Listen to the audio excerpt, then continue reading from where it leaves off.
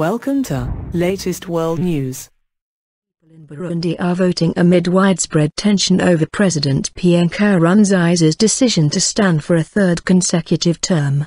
Polls opened at 6 o'clock local time, 4 o'clock GMT, after a night of gunfire and explosions claimed 2 lives in the capital Bujumbura. The president's critics says the vote is unconstitutional, as he is only entitled to stand for 2 terms only. The government accuses the opposition of provoking violent protests. The BBC's Maud Julian in Bujumbura says shooting was continuing in the streets on Monday morning. Bursts of gunfire could be heard in at least one district of the capital, as polling stations were about to open, she added. A policeman and a civilian are believed to have died. The president's office has described the latest protests as terrorist acts intended to disrupt the election.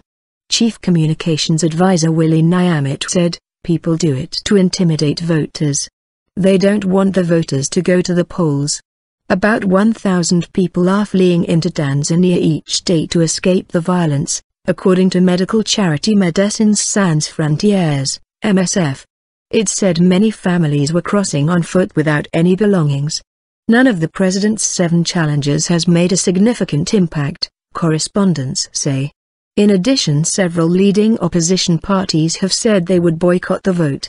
Mr. Nkurunziza's main challenger, Agathon Rwasa, is registered as an independent candidate as his faction of the FNL party is not recognized by the government. His name is on the ballot paper, but he says he will not participate in the process. Critics say that a win for President Nkurunziza would be a hollow triumph that will result in him governing a bitterly divided nation.